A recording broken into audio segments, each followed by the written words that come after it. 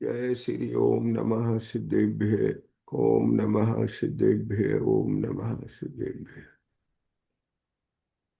नमो अरिहंतानम नमो सिद्धानम नमो आयर्यानम नमो वज्रायानम नमो लोये सवसाहुनम नमः श्री वर्धमानाय निर्धूत कलिलात्मने सालोकानां त्रैलोकानां यद विद्या दर्पणाय थे। ಹೇಳ ಕೇಳ್ತೀನಿ ಅದೇ ಮಾಡಕತ್ತೀನಿ ಅದಕ್ಕೆ ಆಕಿಗೆ ಹಚ್ಚಕತ್ತೀನಿ ನಾ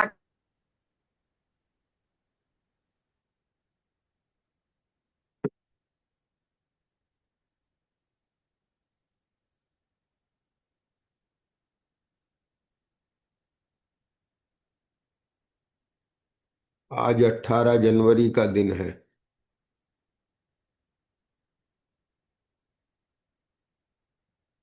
और 18 जनवरी आदरणीय बड़े पंडित जी साहब बाल ब्रह्मचारी श्री रविंद्र जी आत्मन उनका स्मृति दिवस है। और आज भगवान श्री अंशनाथ स्वामी का केवल गल केवल ज्ञान कल्याण का भी दिवस है। इसलिए बड़े पंडित जी साहब के रचना श्री अंशनाथ भगवान की स्तुति से आज की चर्चा प्रारंभ करेंगे।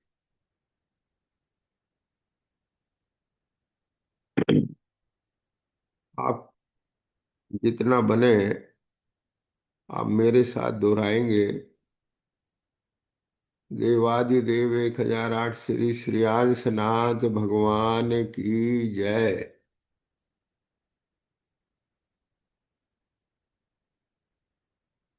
यह श्रेय आपको ही स्वामी मम परम श्रेय दर्शाया है। यह श्रेय आपको ही स्वामी मम परम श्रेय दर्शाया है। अश्रेय रूप रागादि विकारो का भ्रम जाल नसाया है।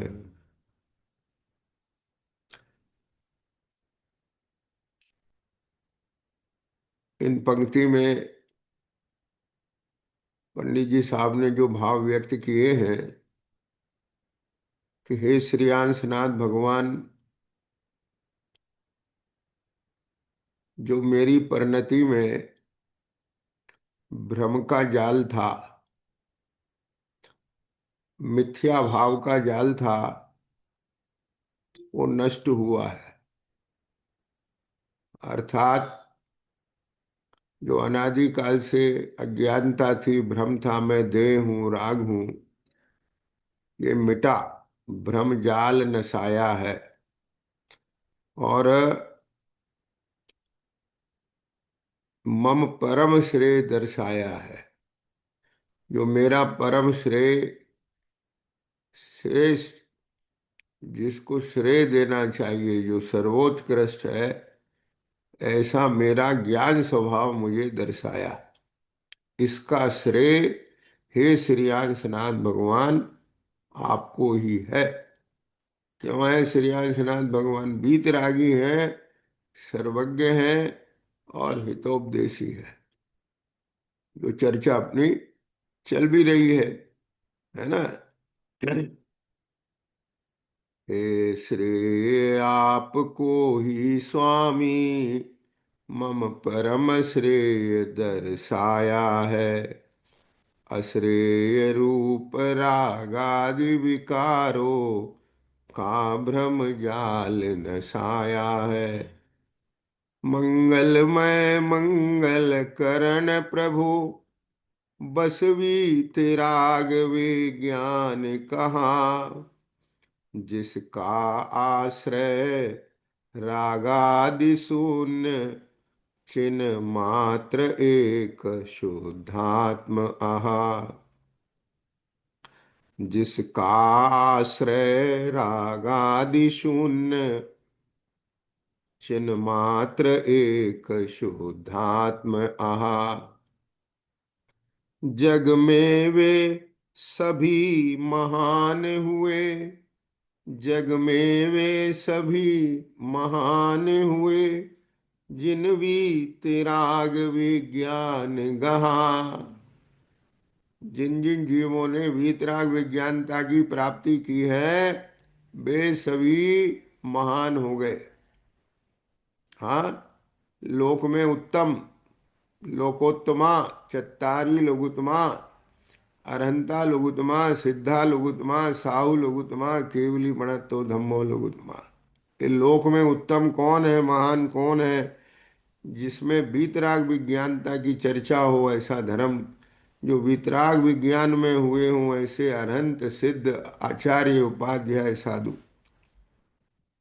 जग में वे सभी महान हुए, जिन भी तिराग विज्ञान गहा। अज्ञान राग द्वेषादि विकारो, से चहु गति में दुख लहा। वास्तव में चार गतियों में यदि कोई दुख का कारण है, तो वो अपना ही अज्ञान है, अपना ही राग द्वेष है। कोई परद्रव कर्म इसमें मेरे लिए दुख का कारण नहीं है। हो गया आज निश्चय प्रभुवर, मुझ में राग आदि क्लेश नहीं। हे भगवान श्रीयासनाथ स्वामी, आपने तो केवल ज्ञान की प्राप्ति की है, और केवल्य ज्ञान की प्राप्ति के बाद आपकी धर्म सभा में जो दिव्य देशना में वस्तु तत्व का स्वरूप दर्शाया, उस स्वरूप को है निर्णय में लेने के बाद ये निश्चय हो गया आज निश्चय प्रभुवर, मुझ में राग आदि क्लेश नहीं। मेरे स्वरूप में रागादि भाव नहीं है। आत्मा तो त्रिकाल ज्ञान स्वभाव है।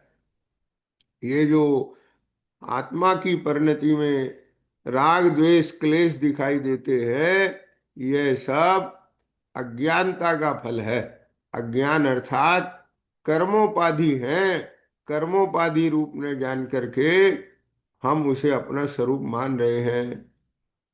ये भ्रम ही हमको नवीन राग द्वेष करने के लिए कारण बनता है।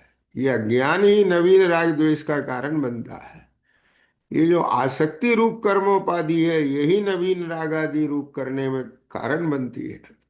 जो इससे भेद ज्ञान करके ज्ञान स्वभाव की स्थिरता पूर्वक इस पे विजय प्राप्त कर लेते हैं, ऐसे जीवों के लिए ये कर्म ध्यानाग्नि में समाप्त हो जाते हैं। हो गया आज निश्चय प्रभुवर, मुझ में राग आदि क्लेश नहीं। कल्याण धाम परमाभिराम, पाई मैं निर्मल दृष्टि यही। ऐसी निर्मल दृष्टि प्राप्त हो गई जो कि कल्याण स्वरूप है। अब यावत राग आदि आवे, मैं निज में नहीं मिलाऊंगा। जब तक अगर परिणति में राग आदि भी अभी रहेंगे, हाँ हाँ, 10वें गुण स्थान तक भी सूक्ष्म लोभ का उदय रहता है। लेकिन सम्यक दर्शन होते ही ये भेद ज्ञान हो जाता है कि ये राग आदि मेरा स्वभाव नहीं है। अपने घर में किसी की वस्तु आ जाए, हम उसे अपने घर की वस्तुओं में नहीं मिलाते। मिलाते माने उसे अपनी नहीं जानते, उसे अपनी नहीं मानते। हाँ, उसको भिन्न ही जानते हैं कि अरे ये हमारी नहीं है। ऐसे ही ये रागादि भाव अभी हैं, क्रम से जाएंगे, लेकिन सम्यक दर्शन होने का अर्थ यह है कि रागादि मेरा स्वभाव नहीं है, ये तो नष्ट होने योग्य है। हाँ, है ना। कपड़ा मैला हो गया, कपड़ा मैला हो गया, अब कपड़े में मैल लगा है, अभी धुल नहीं पा रहा है, लेकिन हमारे ज्ञान में तो वो मैल कपड़ा नहीं है, कपड़े का स्वभाव नहीं है, धोने योग्य है, मिटने योग्य है। ऐसा ज्ञान होता है, ऐसा निर्णय होता है, ऐसा विश्वास होता है ना। हाँ, हो गया या अब यावत रागा दिया मैं निज में नहीं मिलाऊंगा, नव तत्वों से अति भिन्न एक छिन्न मात्र रूप निज ध्याऊंगा। ये नव तत्वों में एक अन्वय रूप से जो चिन्मात्र स्वभाव चेतन चेतन चेतन चेतन भाव है, बस वही ध्यान योग्य है।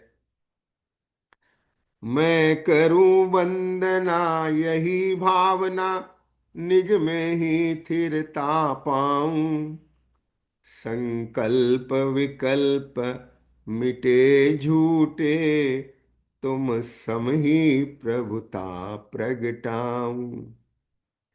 संकल्प विकल्प मिटे झूठे, तुम सम ही प्रभुता प्रगटाऊं। हे श्रीयांशनाथ भगवान, जैसी प्रभुता आपने प्रकट की है, हाँ, मैं भी आपके समान प्रभुता प्रकट करूं। ये जो झूठे संकल्प विकल्प है, मैं मनुष्य हूं, मैं देव हूं, मैं नारकी हूं, मैं अमुक हूं, मैं ऐसा हो गया वैसा हो गया, ये सब विकल्प है। अरे मैं तो त्रिकाल ज्ञान स्वरूप आत्मा हूं, ज्ञान स्वरूप आत्मा था, ज्ञान स्वरूप आत्मा ही रहूंगा। कर्मोपाधि के साथ में मिला हुआ जानने पर भी मुझे भ्रम उत्पन्न नहीं होना चाहिए। हाँ, मैं करूं वंदना यही भावना, निज में ही स्थिरता पाऊं। अपने ज्ञान स्वरूप में ही स्थिर हो जाऊं, बस मैं ये ज्ञान स्वरूप आत्मा। संकल्प विकल्प मिटे झूठे, तुम सम ही प्रभुता प्रगटाऊं। ऐसी प्रभुता अपने में प्रकट हुए, ऐसी मंगल कामना के साथ पुनः हम बीतरागी देव 1008 श्रेयांसनाथ भगवान के चरणों में बारंबार नमस्कार करते हैं। भगवान के केवल ज्ञान कल्याणक दिवस की जय हो। ऐसी अद्भुत रचना हमारे परम आदरणीय पंडित जी साहब के द्वारा लिखी गई थी। उनकी आज स्मृति दिवस पर, आज के दिन वो हमारे बीच में से विदा हुए, उनकी स्मृति स्वरूप आज अपन ने उनके द्वारा रचित ये भक्ति पाठ किया है। अब आगे की चर्चा हम करते हैं कि लगभग एक माह के बाद अपनी ये कक्षा प्रारंभ कर रहे हैं। यद्यपि अभी शरीर की अनुकूलता पूरी नहीं है, तो भी आज ये भाव हुआ कि बहुत समय हो गया, थोड़ा फिर से सब लोगों के बीच में है नया आना चाहिए। बहुत समय हो गया है। रटना याद कर रहे होंगे, भाई कक्षा नहीं हो रही है। हाँ, क्यों भाई, ऐसा तो किसी को नहीं लग रहा होगा कि अच्छा है, फुर्सत मिल गई। ठीक है, सब लोगों को मिस कर रहे थे कक्षा, क्यों भाई? हैं? हाँ, चलिए। अच्छा, होमवर्क तो किया है कि नहीं किया है? हैं? होमवर्क किया है? हाँ, चलिए। आज हम नया विषय नहीं लेकर के, आज अभी तक के सारे विषयों का सार रूप आपको रिवीजन करा देते हैं बस। ठीक है, अगले सैटरडे संडे से भी नई कक्षा, नया विषय आगे जो चलना है वो चलाएंगे। देखो, श्री रत्नकरण श्रावकाचार्य की जो रचना की, महान दिग्गज आचार्य समदभद्र स्वामी, हाँ, जिनको सिंह के समान ऐसा पराक्रम था, आओ कौन मेरे से विवाद करता है, आओ। माने जो स्यादवाद विद्या के बल से हम समस्त दुरंत जितने भी आपके अज्ञान के नए हैं, कथन हैं, उन सबको भेद डालेंगे। ऐसे महान आचार्य समदभद्र स्वामी, उन्होंने श्रावकों के आचार पर प्रकाश डालने के लिए यह श्री रत्नकरण श्रावकाचार्य ग्रंथ की रचना की। मंगलाचरण में भगवान महावीर को नमस्कार किया और उसके बाद उन्होंने प्रतिज्ञा की, देश्यामि समीचीनम धर्मम कर्म निवर्णम। मैं इस ग्रंथ में उस समीचीन धर्म को कहूंगा। कैसा समीचीन? वास्तव में धर्म समीचीन होता है, उसका स्वरूप समीचीन होता है, इसलिए हमारा ज्ञान भी समीचीन होना चाहिए। क्या कहा? प्रमाण का विषय जो सम्यक प्रमाण है, उसका विषय पूरी वस्तु होती है। वस्तु द्रव्य गुण पर्याय रूप होती है। समस्त जिनागम उस वस्तु के स्वरूप पर प्रकाश डालता है। कैसे अनंत गुणात्मक वस्तु है, उस वस्तु का जो समुदाय रूप द्रव्य है, वस्तु है, वो अनंत धर्मात्मक है, अनंत गुण है, और प्रत्येक गुणों में हर समय नया नया नया नया उत्पाद वय होता रहता है, यानी परिणमन होता है। ऐसा जो वस्तु का स्वरूप है, उस वस्तु के स्वरूप को उसके सर्व प्रकार से अपने को निर्णय करना चाहिए। अब इसमें जगत में 6 द्रव्य हैं, जीव पुद्गल धर्म धर्म आकाश काल। उनमें यद्यपि 6 द्रव्यों का सामान्य स्वरूप ज्ञान में होना चाहिए, किंतु मुख्य स्वरूप अपना ज्ञान में होना चाहिए। यानी जीव का स्वरूप मुख्य रूप से ज्ञान में होना चाहिए। समझ में आया क्या? नहीं आया? हाँ, यद्यपि आपको हर प्रदेश के नाम पता हो, वहाँ की सामान्य जानकारी पता हो, भाषा पता हो, लेकिन अपने प्रांत का तो विशेष जानने में आना चाहिए कि नहीं आना चाहिए? क्यों भाई? हाँ, क्योंकि अपने प्रदेश के रूल्स रेगुलेशन ज्ञान में नहीं होंगे तो आप कानून का उल्लंघन कर जाएंगे। हाँ, तो ऐसे जीव का विशेष पता होना चाहिए। मैं जीव हूं, मेरे में सामान्य गुण हैं, विशेष गुण हैं, उनमें हर समय परिणमन है, इत्यादि इत्यादि, आगे सब चर्चाएं आएंगी। तो इन सब का समीचीन ज्ञान, यदि ज्ञान समीचीन नहीं है तो हम अपना प्रयोजन नहीं साध पाएंगे। और प्रयोजन क्या है? प्रत्येक जीव का प्रयोजन, प्रत्येक आत्मा का प्रयोजन केवल दुख का अभाव और सुख की प्राप्ति है। और वास्तव में एक बात बताते हैं, ध्यान देना, भले ही दुख में सुख का आभास हो जाए, क्या कह गए, भले ही दुख में सुख का आभास हो जाए, लेकिन एक स्थिति ऐसी आती है जब ज्ञान वहां से असंतुष्ट हो जाता है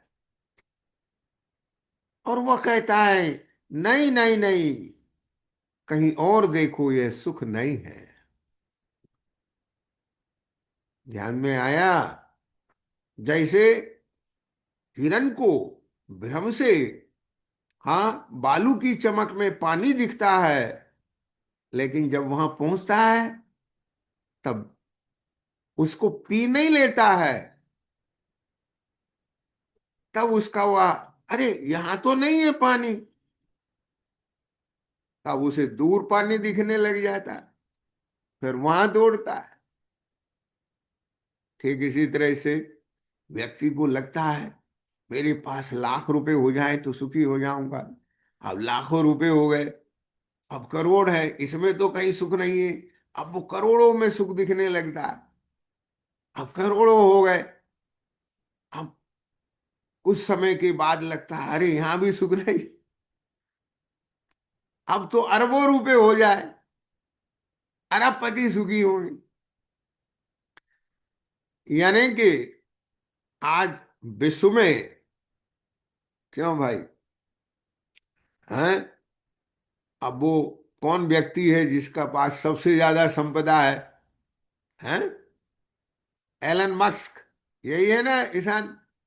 एलन मस्क। अब एलन मस्क के पास में कितनी संपदा है?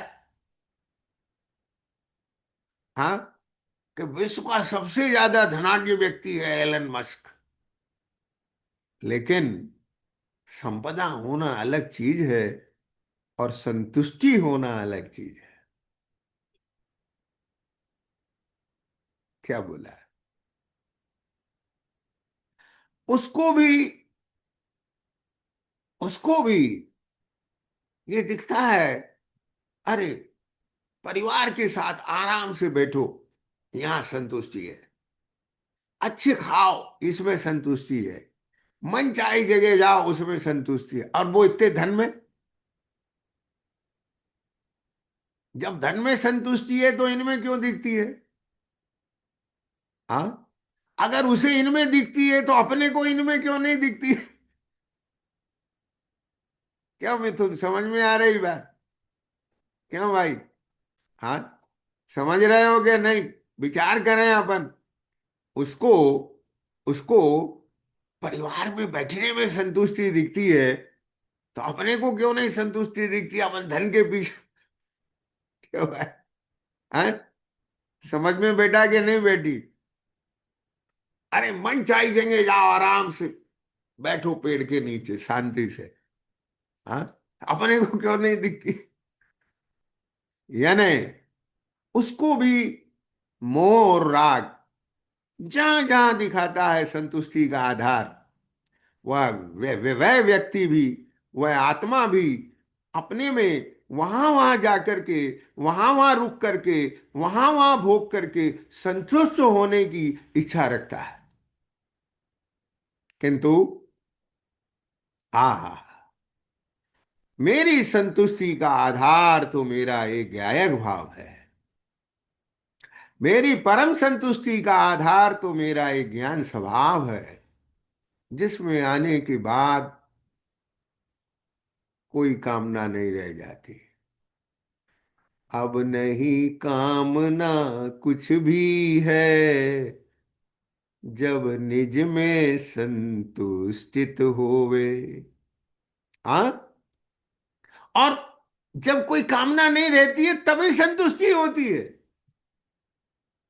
समझ में आया ना विज्ञान? यदि किंचित भी कामना का विकल्प होगा तो संतुष्टि नहीं होगी। ज्ञान का विकल्प रहित हो जाना ही निर्विकल्प ही संतुष्टि है, निर्विकल्प ही सुख है, निर्विकल्प ही आनंद है। क्यों? क्योंकि ज्ञान की निर्विकल्पता ही ज्ञान का स्वभाव है। जितने भी अस्वाभाविक भाव हैं, वे समस्त अस्वाभाविक भाव दुख रूप हैं। ध्यान से सुनना, क्या कहेंगे? अरे भाई, बिना नमक की अलूनी दाल में यदि यदि एक चम्मच नमक डलेगा तब भी खारी होगी, और एक कण नमक डलेगा तब भी खारी होगी। क्योंकि नमक का कण भी अपना खारापन लाए बिना रहेगा नहीं। इसी प्रकार से हाँ, राग का एक कण भी आकुलता दिए बिना रहेगा नहीं। समझ में आया?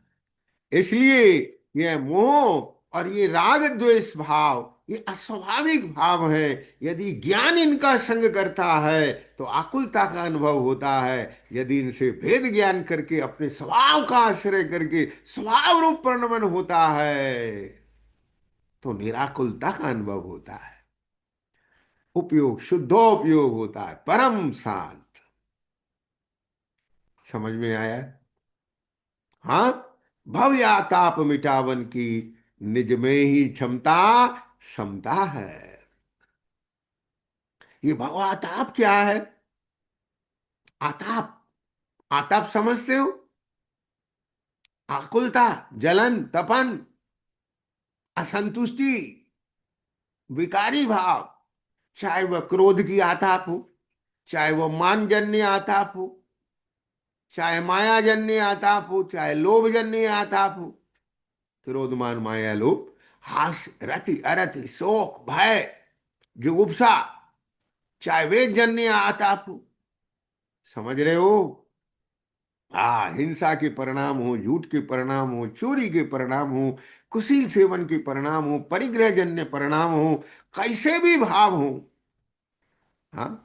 मद मत्सर ईर्ष्या, समझ में आया? घृणा, कैसे भी विकारी भाव हो, यह सर्व अस्वाभाविक भाव है। यानी ध्यान देना, जब भी, हाँ, आपकी भाषा में कहें, अपने मन में ये भाव जन्म लेते हैं। हाँ।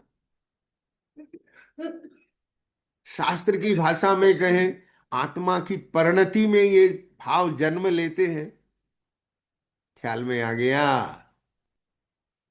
जे अपना अनुभव दिए बिना रहते नहीं। ए भैया, क्या कह गए? हाँ। लेकिन ध्यान देना, हमको, आहा, वर्धमान स्वामी ने, श्रेयांसनाथ स्वामी ने, हमारे अनंत सर्वज्ञ भगवंतों ने, हमारी द्वादशांग जिनवाणी माता ने, हमारे आचार्य कुंद कुंद सरी के महान आचार्यों ने, समद भद्र जैसे आचार्यों ने हमको ये विद्या दे दी कि देखो, ये अस्वाभाविक भाव, ये विकारी भाव, ये यदि अपना स्वाद दे बिना नहीं रह सकते। क्या बोला है? तो देखो सुनो, तुम्हारे पास वो ज्ञान स्वभाव है। जी कहते हैं हम अपना स्वाद देंगे, और तुम कहो कि हम तुम्हारा स्वाद नहीं लेंगे। क्या कह गए? क्या कह गए? जे कहें हम अपना स्वाद देंगे, और अपन क्या कहें कि हम तुम्हारा स्वाद नहीं लेंगे। क्यों? कि यदि मेरा ज्ञान ए तुम्हें नहीं अपना उपयोग का विषय बना है, और मेरा ज्ञान अपने ज्ञान स्वभाव को विषय बना है, तो अब बोलो तुम अपना स्वाद कैसे दोगे?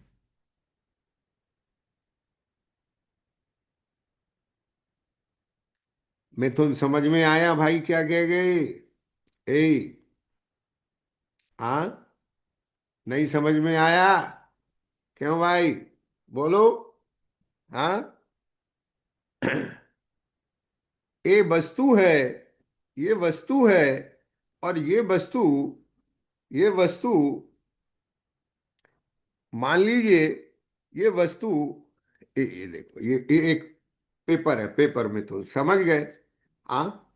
ये पेपर हम आपको दे जबरन, और आप नहीं ले। क्या बोला? हम जी आपको दे और आप नहीं लो, तो जे किसका? अब बोलो, आपका कि हमारा? रोशनी, हमारा। अच्छा चलो, अगर मिथुन हम जबरन आपकी जेब में रख दे, तो किसका? हाँ, बता। तो भी आपका नहीं, जब तक आप उसे अपना ना माने। क्या कह गए? समझ आया क्या नहीं आया? ए, आपकी जेब में नहीं है, लेकिन आपको इससे प्रेम हो गया, आपको इससे मोह हो गया, आपको इससे राग हो गया, आपके ज्ञान ने इससे संबंध जोड़ लिया। अब ये मेरे हाथ में है, तो भी बोलो किसका मिथुन? तो भी किसका? आपका। क्यों? क्योंकि आप इसे अपना मान रहे हो, अपना जान रहे हो, अपने रूप अनुभव कर रहे हो, इससे प्रेम कर रहे हो। नहीं आपके पास होने पर भी, नहीं आपकी जेब में होने पर भी, आपका है कि नहीं? आप उसके मालिक हो गए कि नहीं? बोलो रोशनी, बता। क्यों भाई? एक बच्चा हॉस्टल में रहता है। हाँ, एक बच्चा हॉस्टल में रहता है दूर। क्यों मिथुन?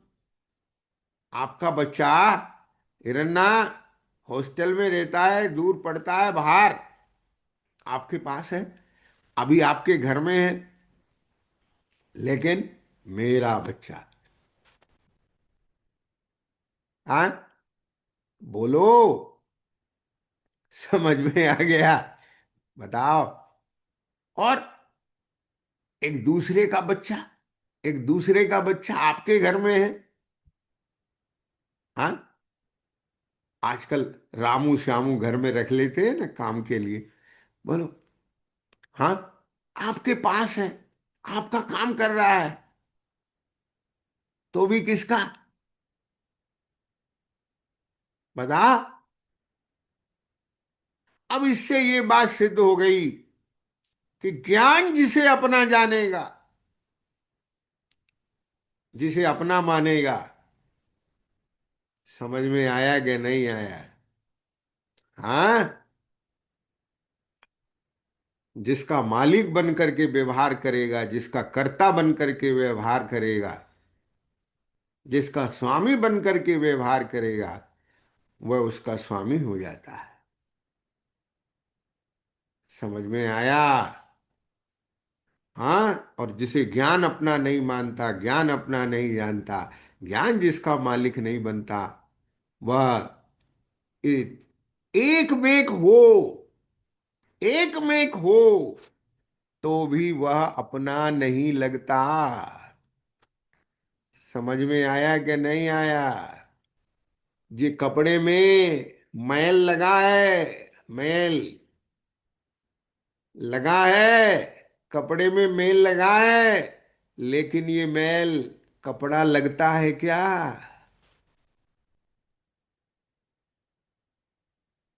तो फिर मुझे आत्मा के साथ में यह देह लगी है, ये अपनी क्यों लगती है?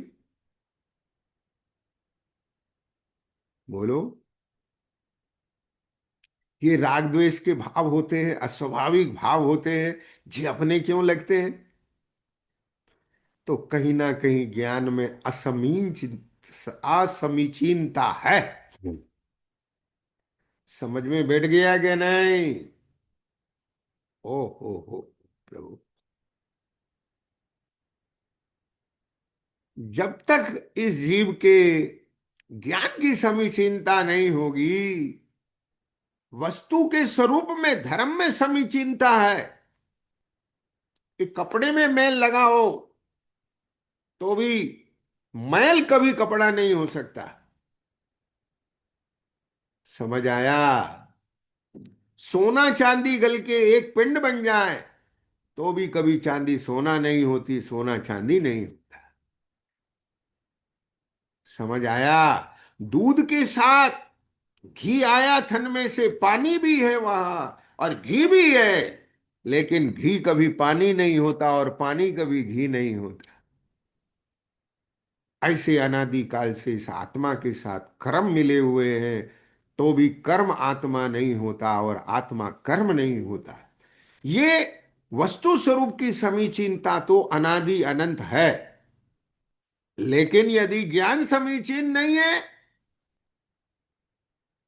तो वह ज्ञान दुख का ही अनुभव करेगा, और ज्ञान समीचीन हो जाएगा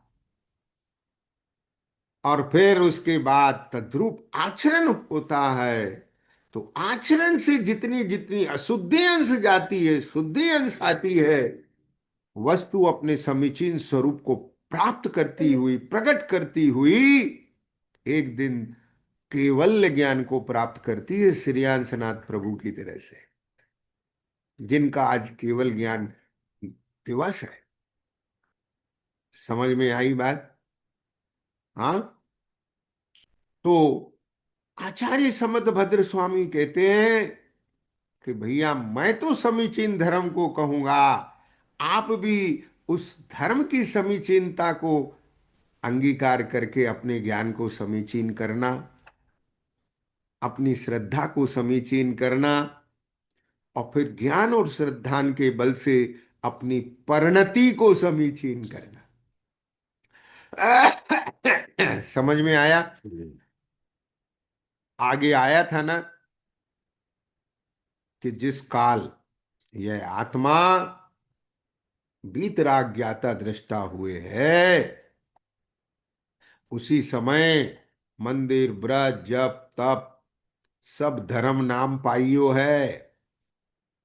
और यदि ये ज्ञान श्रद्धान सम्यक नहीं हुआ, ये आचरण सम्यक नहीं हुआ, समीचीन नहीं हुआ, तो कहीं धर्म नहीं है।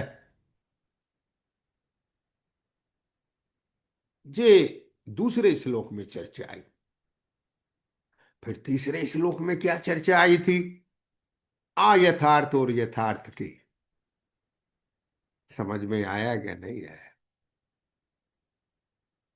सम्यक दर्शन, सम्यक ज्ञान, सम्यक चारित्र, ये ही धर्म है। ज्ञान की समीचीनता सम्यक ज्ञान, श्रद्धा की समीचीनता सम्यक दर्शन, चारित्र की समीचीनता वह सम्यक चारित्र है। इसलिए वहां अपन ने चर्चा की थी ना कि जिसको यथार्थ स्वरूप और अयथार्थ स्वरूप का निर्णय हो जाता है, हाँ, तो वो अयथार्थ को छोड़ देता है, वो यथार्थ को अंगीकार कर लेता है। लक्षण से, स्वरूप से भेद विज्ञान करने के बिना इसका कोई दूसरा उपाय नहीं। ऐसा भेद विज्ञान सर्वत्र होता है। मिथुन देखो, आप किसी की वस्तु भ्रम से ले आए, भ्रम से है भैया, दूर से लगा अपनी है और अपनी जैसी है। समझ गए कि नहीं? आपने मान लीजिए पत्र है, उस पर मिथुन तो नाम देख लिया, मिथुन, अरे मैं मिथुन हूं, ये पत्र मेरा है, लिफाफा मेरा है, पोस्ट मेरी है ये।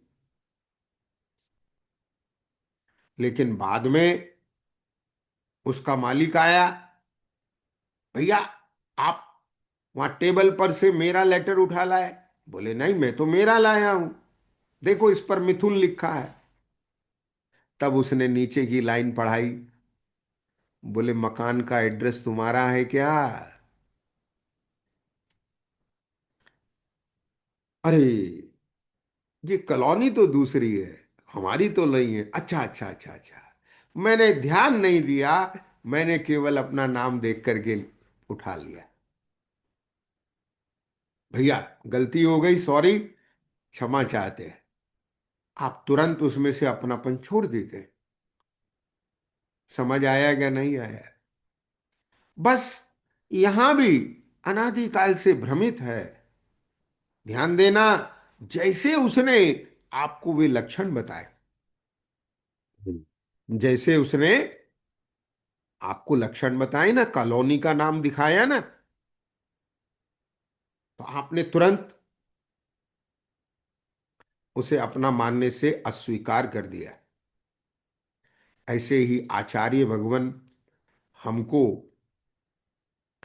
लक्षण भेद कराते हैं, भाव भेद कराते हैं, भेद का ज्ञान कराते हैं, यानी भेद विज्ञान कराते हैं कि देखो, एक बात बताओ भैया, तुम जे मान रहे हो, हाँ, मैं बच्चा हूं, लेकिन ये बचपना तो बदलता हुआ दिख रहा है, जवानी बदलती हुई दिख रही है, बुढ़ापा बदलता हुआ दिख रहा है, ये शरीर बदलता हुआ दिख रहा है, ये स्टेटस बदलता हुआ दिख रहा है, पर आप वही हो। मकान एक छूट के दूसरा हो जाता है, गांव एक छूट के दूसरा हो जाता है, तो मैं ये गांव वाला कैसे, ये मकान वाला कैसे, ये देह वाला कैसे, ये परिवार बदल जाता है तो मैं ये परिवार वाला कैसे, ये भाव बदल जाते हैं, मैं इन भाव वाला कैसे, लेकिन नहीं बदलता तो मेरी सत्ता नहीं बदलती और मेरा ज्ञान स्वभाव नहीं बदलता।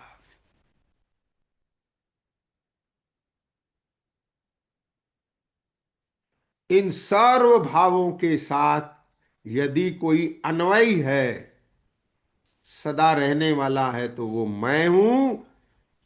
और यदि इन सर्व बदलते हुए भावों के बीच में ना बदलने वाला कोई भाव है, तो वो मेरा ज्ञायक भाव है।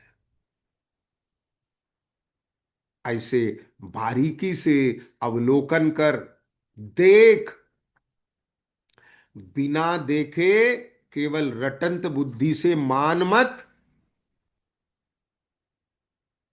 जब तक तेरे माथे पर मान्यताओं का पुलंदा रखा रहेगा, ध्यान देना ईशान, भले ही तू सही मान्यता वाला भी हो जाए, लेकिन मान्यता के बल से यदि तने अपनी मान्यता बदली, तो वो भी एक पक्ष होगा। लेकिन जिस दिन तू देख लेगा और तुझे यथार्थ दिख जाएगा, उस दिन तेरी सारी मान्यताएं छूट जाएंगी और दिखना शुरू हो जाएगा। उस दिखने का नाम सम्यक दर्शन है, उस दिखने का नाम धर्म है, मान्यता का नाम धर्म नहीं। क्या बोला है? अरे, ये जहां जाता है, जिस कुल में जाता है, जिस कुल में जाता है, वहां की मान्यताएं ओढ़ लेता है। जैसे अपन ने ये कैप ओढ़ ली है ना ऊपर से, ऐसे उन मान्यताओं की कैप ओढ़ लेता है। हमारे ये भगवान, हमारी ये पूजा पद्धति, हमारी ये क्रिया विधि, हमारे ये सिद्धांत, समझ आया कि नहीं आया? और जो हमारे, उसके अलावा सब तुम्हारे, और हमारे और तुम्हारों का युद्ध शुरू हो जाता है। भैया हाँ, युद्ध का फल हिंसा है, हिंसा के भाव से युद्ध होता है।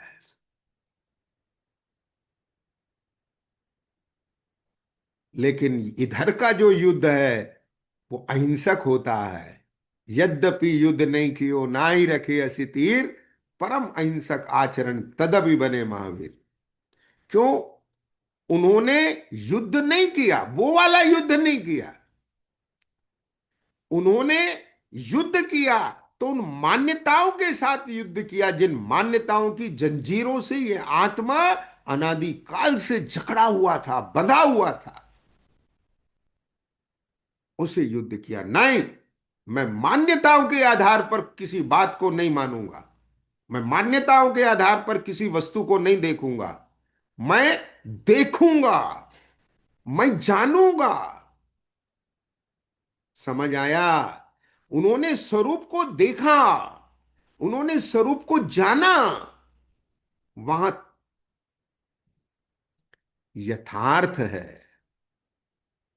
जैसे जैसे यथार्थ दिखता गया और यथार्थ छूटता चला गया। समझ आया? कितनी सुंदर है ये बात कि मैं उस पर्याय में भी, देव में भी मैं ही तो था, नारकी की पर्याय में भी मैं ही था, तिर्यंच की पर्याय में भी मैं ही था, मनुष्य की पर्याय में भी अभी मैं ही हूं। बचपन में भी मैं ही था, जवानी में भी मैं ही था, और अब बुढ़ापे में भी मैं वही हूं। गरीबी में भी मैं था, और आज पैसा है तो भी मैं वही मैं हूं जो गरीबी में था। तो मैं गरीब हूं कि पैसे वाला, कि मैं हूं? देखो, उनके बीच में से जो मान्यताओं के बीच दबी हुई है, जो मेरी वास्तविकता दबी हुई है मान्यताओं के बीच में, उस वास्तविकता तक पहुंच जाता है जब ज्ञान और अपनी वास्तविकता को जान लेता है। सारी मान्यताएं ऐसे तितर बितर हो जाती है भाई, ऐसे तितर बितर हो जाती है। ख्याल में आया कि नहीं आया? कैसे? कि जब आ वह कली खिलती है, ऐसे खिल जाती है, ऐसे भीतर से खिलता हुआ ज्ञान उदित होता। ख्याल में आया? सूर्य उदित होता है, अंधकार नष्ट हो जाता है। यथार्थ उदित होता है ज्ञान में, तो अयथार्थ खंडित हो जाता है। समझ में आ गया? हाँ। ऐसे यथार्थ और यथार्थ स्वरूप को दर्शाने वाले कौन है? कि वीतराग सर्वज्ञ प्रभु है। हाँ। आगे उनका स्वरूप बताएंगे। क्रम से चल रहे हैं। तो मैं उस समीचीन धर्म को कहूंगा, पहले से माइंड सेट कर लेना। हम किसी भी मान्यताओं से ग्रसित धर्म की बात नहीं करेंगे। क्या बोला? हम उस यथार्थ धर्म की बात करेंगे जो वस्तु का स्वभाव है, वस्तु स्वभावोधम। ख्याल में आया? क्या कह गए? हम यहां उस धर्म को बताएंगे। पहले से अपना माइंड सेट करो। हाँ। ये जो तुमने इस जिन धर्म के लिए भी जो अपनी मान्यताएं सेट कर ली है ना, ध्यान से सुनना। ये मान्यताएं जिनको सेट हो जाती हैं वे अपसेट रहते हैं। ईशान क्या बोल गया? जिनको ये बाहर से ग्रहण की हुई मान्यताएं सेट हो जाती हैं, उनसे जिनका माइंड सेट हो जाता है वे अपसेट रहते हैं। क्या बोला? हाँ। हाँ। और जो यथार्थ जिनको सेट हो जाता है वे अपसेट नहीं रहते। वो वो तो अपना प्रयोजन साधते हैं। वो तो हम्म, उस अविनाशी सुख को प्राप्त करने में, उस रत्नात्रय रूप मोक्ष मार्ग में गमन करने में निरंतर पुरुषार्थवंत रह जाते हैं। क्यों? क्योंकि उनको मालूम है कि इनमें नहीं उलझना है भाई। ये सब तो मोह राग द्वेष अस्वाभाविक भाव है। ख्याल में आ गया क्या नहीं? जो सत्य है, समीचीन है, यथार्थ है, वह मुझे दिख रहा है। और जो दिख रहा है वो फिर ओढ़ता नहीं है, वो तो उसे जीता है। ऐसा जीवन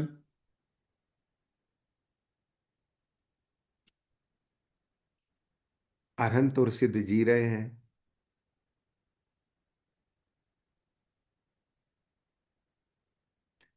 आचार्य उपाध्याय साधु उसकी साधना में लगे हैं, आंशिक जीवन जी रहे हैं। जिनका ज्ञान श्रद्धान गृहस्थ दशा में जितने अंश में परिपक्वता को प्राप्त हुआ है, समीचीनता को प्राप्त हुआ है, एक देश जिनके आचरण हुआ है वो उस उतना जी रहे हैं। जिनका ज्ञान श्रद्धान समीचीन हुआ है वो उतना जी रहे हैं।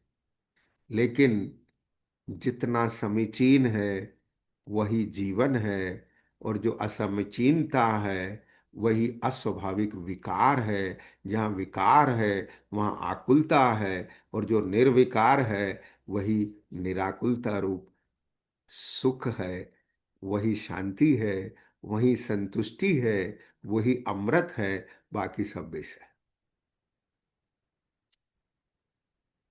तो इस प्रकार से उन संतों का महान उपकार कि जिन्होंने उस समीचीन धर्म को हमें दर्शाया, तो हमें भी पुरुषार्थवंत होकर के ये ज्ञान और बुद्धि, ये अवसर मिला है, इसका सदुपयोग करके हमें भी उस समीचीनता को अंगीकार करने के लिए अंदर से कटिबद्ध हो जाना चाहिए। मिथुन, आती है अंदर से भावना, हाँ, कि हम भी उसे, हाँ, प्राप्त करेंगे, अपने ज्ञान को समीचीन करेंगे और भगवान बनेंगे। हाँ, चलिए इसी मंगल भावना के साथ, तो श्री श्रीयांशनाथ भगवान की जय, केवल ज्ञान दिवस की जय।